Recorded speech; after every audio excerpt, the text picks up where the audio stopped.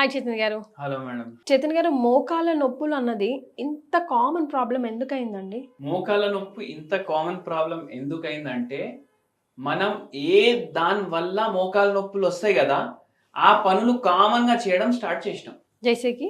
ఏం పని చేయకుండా ఉండడం. అయ్యో రామా! అవును. బాసనలు తోమడానికి డిష్ వాషర్ ఉంది మా ఇంట్ల. లేదంటే ఒక మేడ్. హౌస్ హెల్ప్ వస్తారు, చేసిపోతారు. బట్టలు ఉతుక్కోవడానికి వాషింగ్ మెషిన్ ఉంది మా ఇంట్లో. అది ఆరేసేయాలి గదా! దానికోసం గూడా ఒక మనిషి ఉన్నారు మా ఇంట్లో. హ్మ్. అవునా కాదా?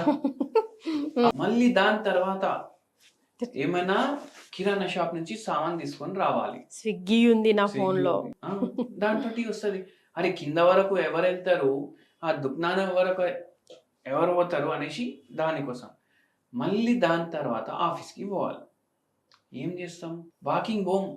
పావు కిలోమీటరే ఉంది ఆఫీస్. హ్మ్. వాకింగ్ పోతే ఏంది చెమటలొస్తాయి. మళ్ళా మన ఇంత కొత్త ఫ్రెష్‌నెస్ షర్ట్ పోతది. ఫ్రెష్‌నెస్ పోతది. చెమటది వాసనొస్తాయి. ఏమనుకుంటారు అందరూ? నేను పోతా క్యాబ్‌లా ఏసీ యేసుకొని. హ్మ్. లేదు అంటే షాఫర్ డ్రివెన్ కార్ ఉంటది మళ్ళా. అవునా? ఇంత సంపాదించి ఏం లాభం? మనం పెద్ద కార్ కొని ఒక పెద్ద డ్రైవర్‌ని పెట్టి మనం పోదాం అనేసి పోతారు. అవునా కాదా? హ్మ్. ఫిజికల్ యాక్టివిటీ లేకుండా చేసుకుంటున్నారు. హ్మ్. మళ్ళా ఒకటి అపోహ ఉంటది అందరికి ఏమనేసి? ఎంత లావు ఉంటే అంత హెల్తీ. అయ్యో రామా! అవును ఉంటది కదా! కొంచెం చెబ్బీ ఉంటే హెల్తీ ఆ! అనుకుంటాం. కొంచెం చబ్బీ ఎంత హ్మ్. చబ్బీ ఉంటే అంత హెల్తీ మనిషి. పిల్లల విషయంలో నిజంగా అట్లనే అట్లనే అనుకుంటాం. అంటారు. అంటే పిల్లలకి ఒబెసిటీ తెస్తారు. మళ్ళా వాళ్ళకు మోకాలు నొప్పి వచ్చేలాగా పేరెంట్సే చేస్తారు. హ్మ్. ఎందుకంటే ఒక్కసారి చబ్బీ చబ్బీ అయిపోయింది అంటే అది ఈజీగా బరువు పెరుగుడు ఈజీ. అవునండి. తగ్గుడే కష్టం. ఆ! ఇవన్నీ కారణాలకు వస్తుంది. ఫిజికల్ యాక్టివిటీ ఏం చేస్తున్నారు అంటే జనాలకు ఆళ్ళకి గూడా తెలవదు గదా! హ్మ్. చెప్తారు. అరే! మొత్తం రోజు నేను నిల్చొని పని చేస్తున్నా. హ్మ్. మా వర్కే ఫిజికల్ యాక్టివిటీ అనేసి అంటారు. హ్మ్. ఏం పని చేస్తారు అనేసి అడిగితే, ఇప్పుడు ఒక పేషెంట్ చెప్పింది. నేను టీచర్ సార్ మొత్తం రోజు నిల్చొని పాఠాలు చెప్తా. ఫుల్ ఎక్సర్సైజ్ అయిపోతది అని. హ్మ్.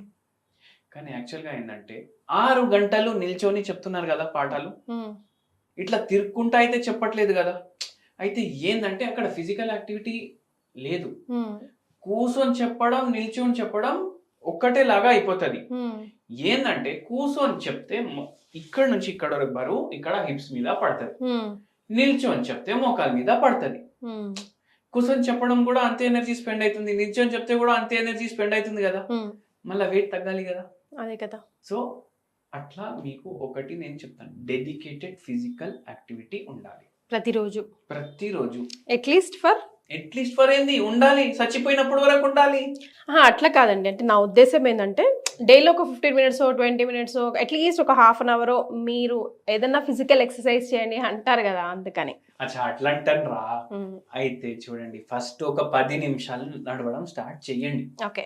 10 నిమిషాలు నడవడం స్టార్ట్ చేసినాక మెల్లగా 15 నిమిషాలకి తీసుకొని పోండి. హ్మ్. అట్లా మెల్లగా అరగంటకి తీసుకొని పోయండి. హ్మ్.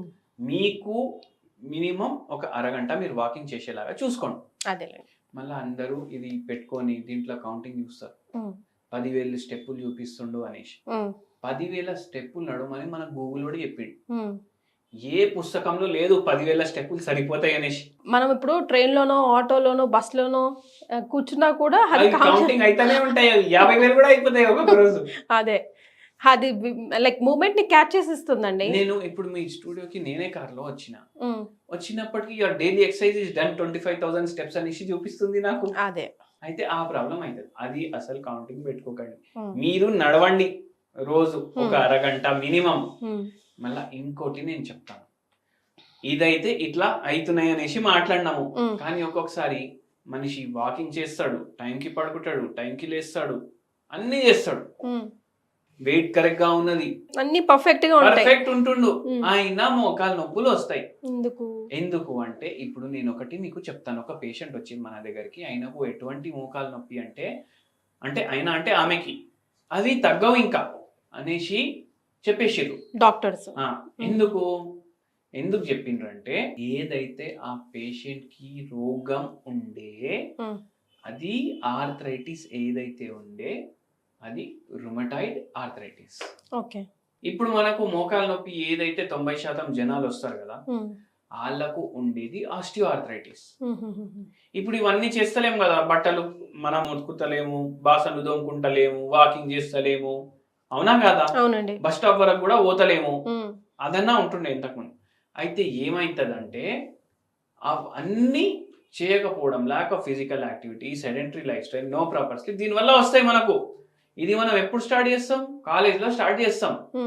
దీని ఎఫెక్ట్ మనకు 40 ఏళ్లకు తెలుస్తుంది. ఆస్టియోఆర్థరైటిస్ అంటే ఇక్కడ నుంచి బిల్డ్ అవ్వడం స్టార్ట్ అయింది, కానీ కనిపించడం మాత్రం 40 ఏళ్లకు కనిపిస్తుంది. రుమటైడ్ ఆర్థరైటిస్ అట్లా ఉండదు, మరి ఇట్లా చిట్కేస్తే కూడా రావచ్చు. అంటే తొందరగా వస్తుంది దాని ఆన్సెట్. ఎందుకు? ఒకటి వంశపరంగా వస్తుంది. ఓకే. మళ్ళీ ఇది ఒక డిస్ట్రక్టివ్ డిసీజ్. రుమటైడ్ ఆర్థరైటిస్ వస్తే ఆటో ఇమ్యూన్ డిజార్డర్ అంటారు దాన్ని. అంటే మన ఏదైతే శరీరం ఉంటుంది, మన శరీరమే మన శరీరాన్ని చంపడానికి కారణం అవుతుంది. అదే అందుకే ఆటో ఇమ్యూన్ డిసీజ్ అంటారు. జెనెటిక్ ప్రీడిస్పోజిషన్ ఉంటుంది అనేసి చెప్పిన నేను, వంశపరంగా ఒకటి. కానీ ఇది రావడానికి కూడా ఏదో ఒకటి ట్రిగర్ ఉండాలి కదా, అది ఉంటది స్ట్రెస్. ఓకే. స్ట్రెస్ వల్ల వస్తుంది. ఇప్పుడు ఒక పేషెంట్, ఏదైతే ఫీమేల్ పేషెంట్ వచ్చేది కదా, 1 month లో మొత్తం టైట్ అయిపోయింది బాడీ, ఇవి దగ్గరికి అయితలేవు, ఇక్కడ వరకే ఆగిపోతున్నాయి, రిజిడ్ అయిపోతున్నాయి, టైట్ అయిపోతున్నాయి, ఇది మొత్తం ఇట్లా బంద్ అయితలేదు. ఇట్లా బంద్ చేయడానికి చాలా కష్టం అవుతుంది. మోకాళ్ళు బెండ్ అయితలేదు. 1 month లోనే అయింది ఇది మొత్తం, బెండ్ అయితలేదు. మళ్ళా నడవనికి చక్కగా వస్తలేదు.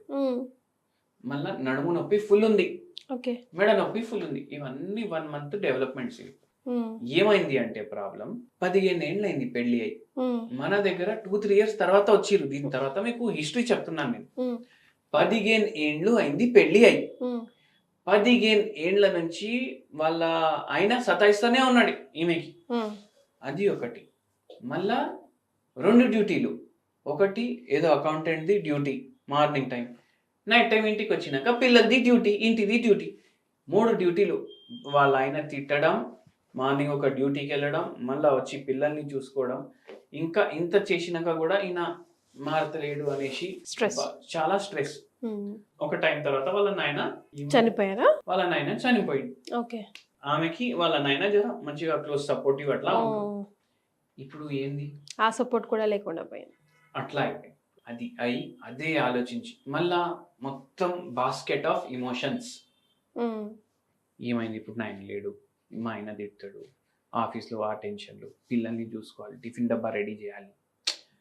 ఒక్క ప్రాబ్లమ్ని ఇట్లా సపరేట్గా చూస్తలేరు, అంతా కిచిడి లాగా చేసి చూస్తున్నారు.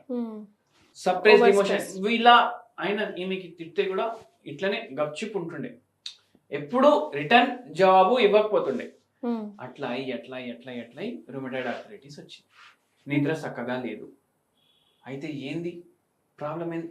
ఇక్కడ ఉండే మొత్తం స్ట్రెస్, మొత్తం లైఫ్ మొత్తం నరకం ఉండే కదా, ఏమైపోతుంది, ఇట్లాంటి రోగం వస్తుంది, బయట పడుతుంది. స్ట్రెస్ ఉంటే కూడా మోకాలు నొప్పి వస్తాయి చేతన్ గారు. ఇప్పుడు వచ్చినాయి కదా ఈ పేషెంట్, అదే కదా, అట్లా వస్తుంది. ఈ పేషెంట్ కి ఇప్పుడు అన్నారు, నాకు ఇట్లా చేయనీకి వస్తలేదు, ఇట్లా చేయనీకి వస్తలేదు, కాళ్ళ ఫింగర్లు కూడా ఫోల్డ్ అయితలేవు, నడవనికి వస్తలేదు, ఏమైపోతుంది? ఇట్లా రుమటైడ్ ఆర్థరైటిస్ స్టార్ట్ అయిన 4-5 years కి మన దగ్గరికి వచ్చిండ్రు.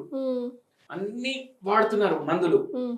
అయితే మనకు అడిగింది, నేను స్ట్రాంగ్ మెడిసిన్లు వాడినా, స్టెరాయిడ్లు వాడినా, అవి ఇవి అన్ని వాడినా, దాని తర్వాత కూడా నాకు తగ్గలేదు, మీ చక్కెర గోళీలు ఏం చేస్తాయి అనేసి అడిగి. అయితే నేను ఒకటి చెప్పిన, నేను ఏం చెప్పను అమ్మ, ఒక 6 నెలలు కళ్ళు మూసుకో, మీకు తగ్గినా తగ్గకపోయినా మందు వాడండి. మీరు 6 నెలలు మందు వాడండి. 6 నెలలు తగ్గుతుంది అని చెప్తలేను, తగ్గదు అని చెప్తలేను, జస్ట్ బ్లైండ్ గా ఫాలో మీరు వాడండి.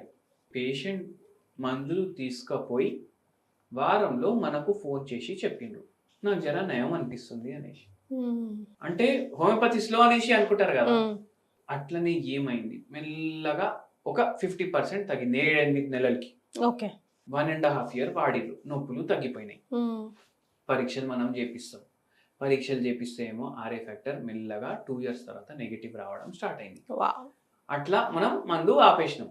ఆ పేషెంట్ కి ఇప్పుడు ఆర్ఏ రిపోర్ట్లలో కూడా లేదు, దాని సిమ్టమ్లు కూడా లేవు. అయితే అట్లా తగ్గుతుంది హోమియోపతి తోటి. రుమటైడ్ ఆర్థరైటిస్ కానీ, ఆస్టియో ఆర్థరైటిస్ కానీ, ఇట్లా చాలా మంది ఆపరేషన్ చేయించుకోవాలి అనుకుంటారు, టోటల్ నీ రీప్లేస్మెంట్ అట్లా. కానీ అది కూడా లేకుండా హోమియోపతి మందు అట్లా పనిచేసి తగ్గిస్తుంది పేషెంట్లకు. సో ఆ హోమియోపతి ఇంత తొందరగా నయం చేసింది మోకాలు నొప్పినంటే అది కూడా స్ట్రెస్ వల్ల వచ్చిన మోకాలు నొప్పి స్పెషల్గా, రైట్? అయితే మన ఏమైనా హోమ్ రెమెడీ కూడా ఇస్తారా? మంచి హోమ్ రెమెడీ చెప్తాను మీకు. మీకు ఇట్లా ఆటో ఇమ్యూన్ ప్రాబ్లమ్స్ ఉన్నాయి అంటే రుమటైడ్ ఆర్థరైటిస్ ఉంది, లేదంటే పాలీ ఆర్థరైటిస్, ఫైబ్రోమయాలజీ లాంటి ప్రాబ్లమ్స్, లేకపోతే సోరియాటిక్ ఆర్థరైటిస్, ఎస్ఎల్ఈ లాంటి ప్రాబ్లం, ఇవి ఉన్నోళ్ళకే ఈ పదాలు అర్థమవుతాయి. అదేలేండి. ఎందుకంటే చాలా డేంజర్ ప్రాబ్లంలు ఇవి.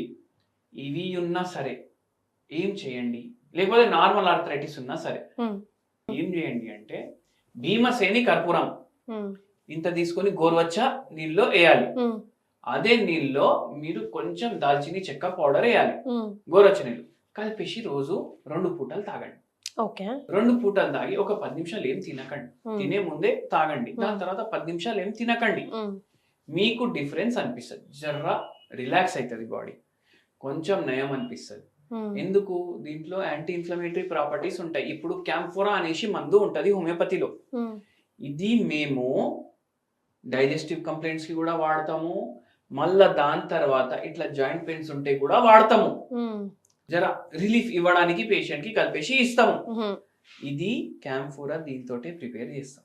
ఓకే. భీమసేని కర్పూరం అది మీరు డైలీ 1-2 పూట తీసుకోండి, మీకు కొద్దిగా రిలీఫ్ అనిపిస్తుంది. పూర్తిగా తగ్గాలి అంటే మీకు homeopathy is the best solution, ఎందుకంటే ఏం సైడ్ ఎఫెక్ట్ లేకుండా తగ్గిస్తుంది. సో డాక్టర్ చేతన్ గారిని డైరెక్ట్గా కలవాలంటే అపాయింట్మెంట్ కోసం కింద స్క్రోల్ అవుతున్న నంబర్కి కాల్ చేయండి. థ్యాంక్ యూ సో మచ్ అండి.